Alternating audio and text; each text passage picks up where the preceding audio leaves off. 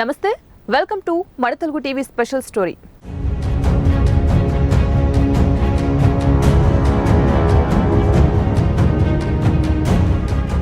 Telangana assembly budget సమావేశం hot గానే ముగిసింది. కాంగ్రెస్ ప్రభుత్వం ఆధ్వర్యంలో తొలిసారిగా నిర్వహించిన అసెంబ్లీ సమావేశాల్లో అధికార ప్రతిపక్షాల మధ్య చిన్నపాటి అంతర్గత యుద్ధమే కనిపించింది. ఇక ప్రభుత్వం ఏర్పడిన తర్వాత మొదటిసారిగా కొలువు తీరిన సభ్యుల్లో కొంతమంది కొత్తవారు కాగా మరికొంతమంది సీనియర్ నేతలు అటు బీఆర్ఎస్ నుంచి ఇటు కాంగ్రెస్ బీజేపీల నుంచి కొత్త వాళ్ళు ఎన్నిక కావడంతో కొన్ని ఆసక్తికర పరిణామాలు చోటు చేసుకున్నాయి. ఇక మొదటి నుంచి చిట్ట చివరి వరకు అటు అధికార కాంగ్రెస్ పక్షం ఇటు ప్రతిపక్షం బీఆర్ఎస్ మధ్య ఏర్పడిన వాటర్ వార్ అసెంబ్లీ సమావేశాల్లో సెంటర్ ఆఫ్ అట్రాక్షన్ గా మారిందనడంలో సందేహం లేదు. మొత్తం మీద ఈ సమావేశాల్లో చర్చకు వచ్చిన ప్రధాన అంశాలతో పాటు మరికొన్ని అంశాలపై విమర్శలు, ఆరోపణలు, ప్రత్యారోపణల మధ్య అసెంబ్లీ సమావేశాలు నిరవధికంగా వాయిదా పడ్డాయి.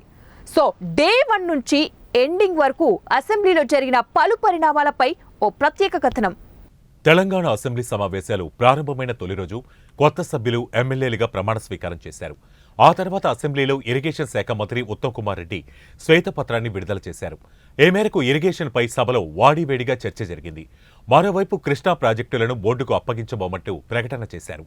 ఇక మరోవైపు కాళేశ్వరం ప్రాజెక్టును కాంగ్రెస్, సిపిఎం, ఎంఐఎం ఎమ్మెల్యేలు సందర్శించారు. దాంతోపాటు మాజీ సీఎం కేసీఆర్ను అసెంబ్లీకి రావాలంటూ సీఎం రేవంత్ రెడ్డి ఆహ్వానాన్ని పంపారు.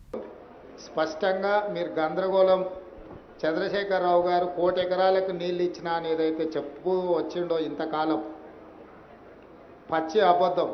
ఈ పవర్ పాయింట్ ప్రజెంటేషను గత ప్రభుత్వం పాజిటివ్గా చెప్పుకోవడానికి తయారు చేసిన పవర్ పాయింట్ ప్రజెంటేషన్. దాంట్లో మేము ఎలాంటి మార్పు చేయలే.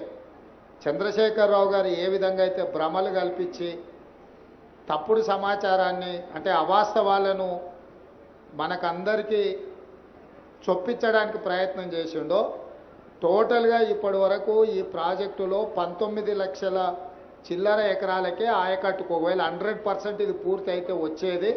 రెండో రోజు అసెంబ్లీ ప్రారంభం కాగానే స్పీకర్ ఎన్నిక జరిగింది.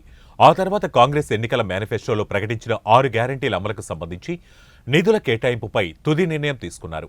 ఇందుకు సంబంధించిన బిల్లులపై వాడివేడి చర్చ జరిగింది. ఈ మేరకు 80,000 కోట్లకు పైగా అప్పులున్నట్లు ప్రభుత్వం ప్రకటించింది. కాగా ఎన్నికల ముందు ఈ విషయాన్ని బయటపెట్టకుండా అధికారులు దాచిపెట్టారని అధికార కాంగ్రెస్ పార్టీ ఆగ్రహాన్ని వ్యక్తం చేసింది. ముఖ్యంగా అప్పుల భారాన్ని పూడ్చడానికి కాంగ్రెస్ ప్రభుత్వం పెద్ద సవాల్గానే స్వీకరించింది. ఆ తర్వాత ఉభయ సభలను ఉద్దేశించి గవర్నర్ తమిళసై సౌందరరాజన్ ప్రసంగంపై ధన్యవాదాలు తెలిపే తీర్మానాన్ని స్పీకర్ గడ్డం ప్రసాద్ అధ్యక్షతన ప్రవేశపెట్టారు. అనంతరం సభ వాయిదా వేశారు.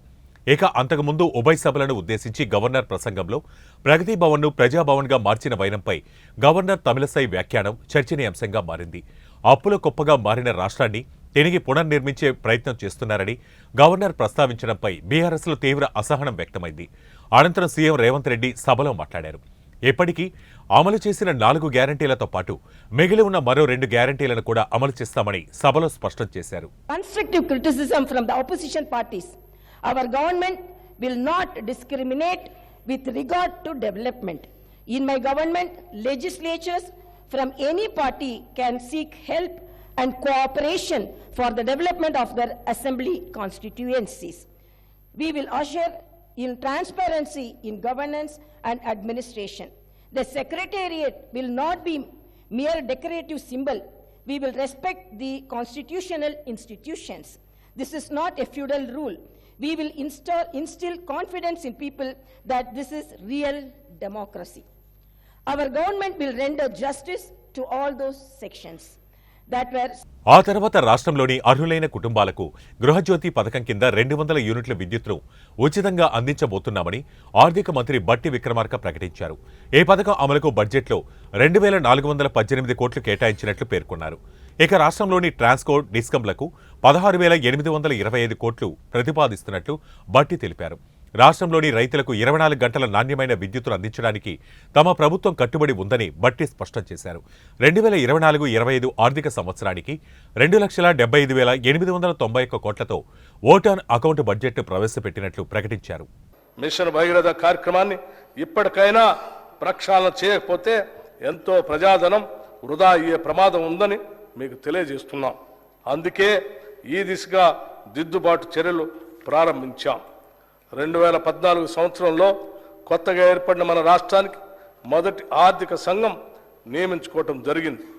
రాష్ట్ర ఆర్థిక సంఘం తన నివేదికలో రాష్ట్ర నికర స్వంత పన్నుల ఆదాయంలో 11% నిధులు గ్రామీణ మరియు పట్టణ స్థానిక సంస్థలకు కేటాయించమని సిఫార్సు చేసింది. ఈ 11%లోని 61% నిధులు గ్రామీణ స్వయం ప్రతిపత్తి సంస్థలు కేటాయించాలని కూడా సిఫార్సు చేసింది. ఈ సిఫార్సుల్ని గత రాష్ట్ర ప్రభుత్వం పట్టించుకోలేదు.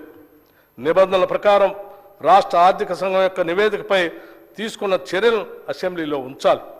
అయినా కూడా దాన్ని పూర్తిగా నిర్లక్ష్యం చేశారు. మా ప్రభుత్వం ఆ సిఫార్సును వెంటనే ఆమోదించింది. ఆ ప్రకారమే నిధులు విడుదల చేస్తుంది. 1 దశాబ్దం వరకు కూడా శాసనసభలో రాష్ట్ర ఆర్థిక సంఘ నివేదికను ప్రవేశపెట్టలేదు.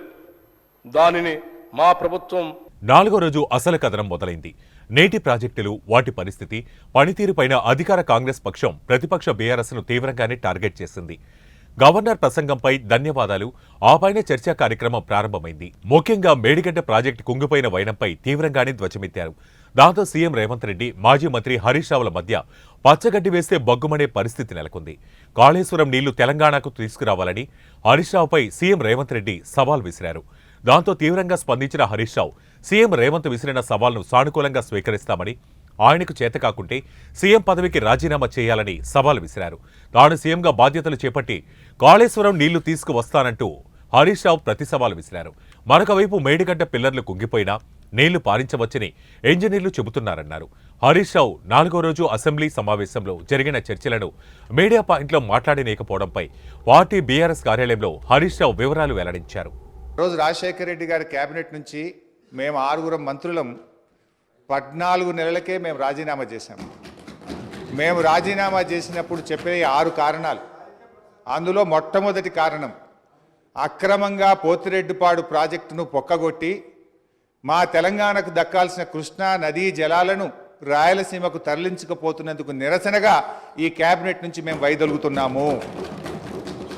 తెలంగాణను ముంచి పులిచింతల ప్రాజెక్టు గట్టి ఆంధ్రాకు నీళ్లు మళ్లించే పులిచింతల ప్రాజెక్టును ఆపకపోవడం వల్ల మేము ఈ కేబినెట్ నుంచి వైదొలుగుతున్నాము. గత ఆర్థిక శాఖ మంత్రి సిద్దిపేట ఎమ్మెల్యే గారు ఎమ్మెల్యే పదవి లేకుండా మంత్రిగా ప్రమాణ స్వీకారం చేసిండ్రు. రాజశేఖర రెడ్డి గారి నాయకత్వమే ఈ దేశానికి బలమైన నాయకత్వం అని అందులో పనిచేసిండ్రు. పోతిరెడ్డిపాడు పొక్క పెద్దది చేసినప్పుడు కీర్తిశేషులు నాయన్ నరసింహారెడ్డి గారు కడప జిల్లా ఇన్ఛార్జ్ మినిస్టర్. ఆ రోజు కొట్లాడింది పోతిరెడ్డిపాడు మీద కీర్తిశేషులు పి జనార్దన్ రెడ్డి గారు. పోతిరెడ్డిపాడు పొక్క పెద్దది చేసినప్పుడు ఇక్కడ ఉన్నోళ్ళు ఎవరు ప్రాణత్యాగాలు చేస్తామని ఎవరు కొట్లాడలే.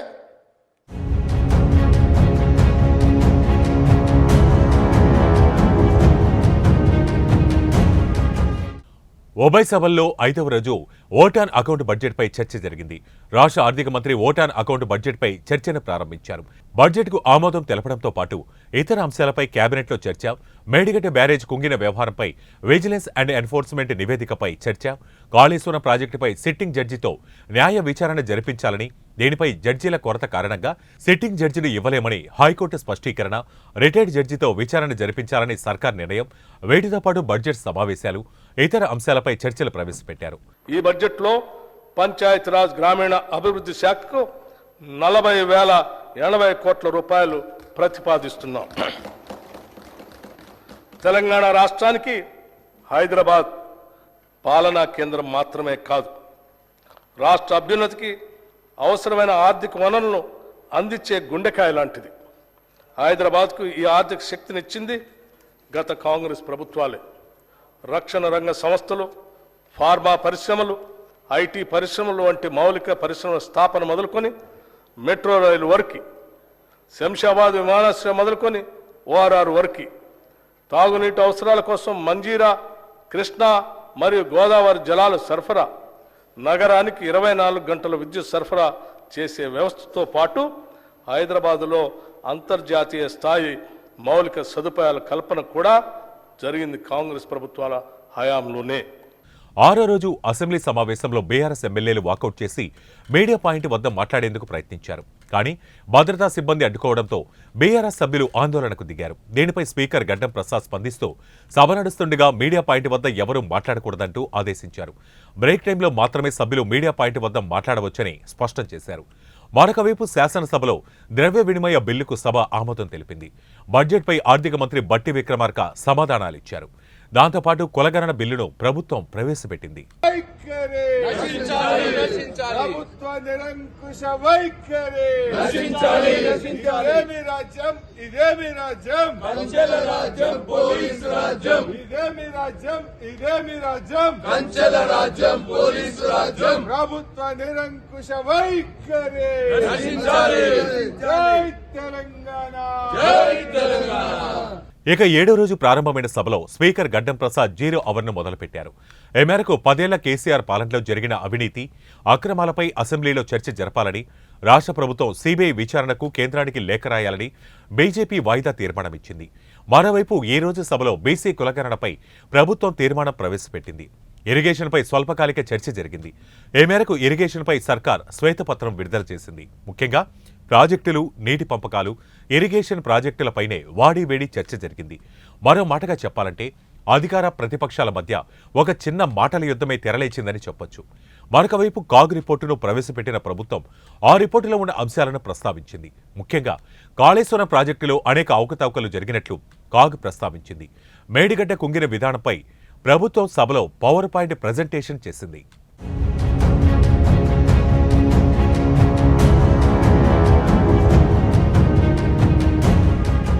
చివరి రోజునే 8వ రోజు సీఎం రేవంత్ వర్సెస్ ఎంఐఎం అధ్యక్షుడు అక్బరుద్దీన్ ఓవైసీల మధ్య వాడివేడి చర్చలు, విమర్శలు, సవాళ్లు, ప్రతి సవాళ్లు చోటు చేసుకున్నాయి. ముఖ్యంగా 4 ప్రధాన అంశాలపై ఓవైసీని ఓ రేంజ్లో నిలదీశారు సీఎం రేవంత్.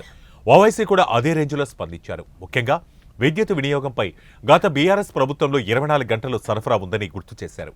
ప్రస్తుతం కాంగ్రెస్ అధికారంలోకి వచ్చిన 3 నెలలకే అనధికార పవర్ కట్స్ రాష్ట్రంలో నెలకొన్నాయని ఆయన తీవ్రంగా ఆరోపించారు.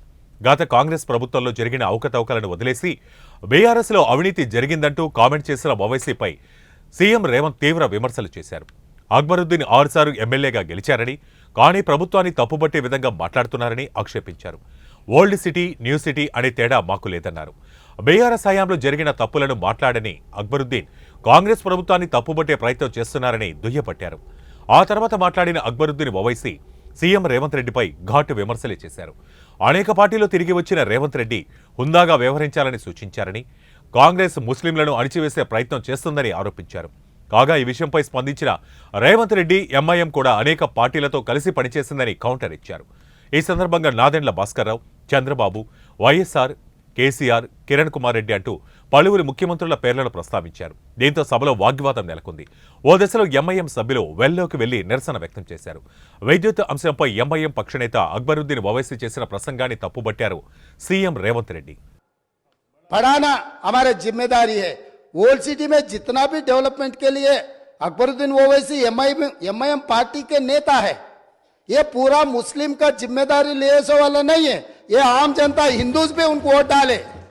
जहां पर चंद्रायन गुट्टा में पूरा मुसलमान वोटों से चुन के आए क्या? ओल्ड सिटी में जितने भी 7 एमएलए जीत कर आए, हिंदू का कोई किसी का वोट नहीं मिला एमआईएम को। ये बात कहना चाहता है। ये बात तो ठीक नहीं, अफसोस की बात है। सब लोग आपको वोट देके आपको चुना के इधर भी जाए। आप बोल रहे मुसलमान के आवाज दबाने के लिए कोशिश कर रहे। भाई आपके मुसलमान के रिप्रेजेंटेटिव जैसा नहीं देख रहे।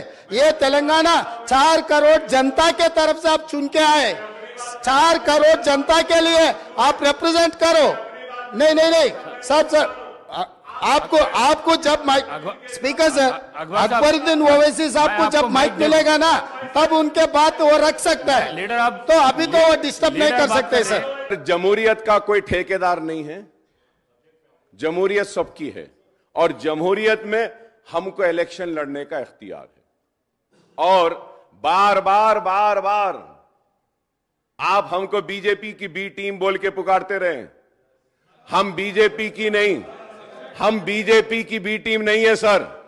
सर हम मर जाएंगे, जंगलों का रुख कर लेंगे, ये सांपों और बिच्छुओं को इन हथेली पे दूध पिला लेंगे, जंगलों का रुख कर लेंगे, मगर कभी बाबरी मस्जिद को शहीद करने वाले और मुसलमानों के खून से होली खेलने वालों के करीब नहीं जाएंगे।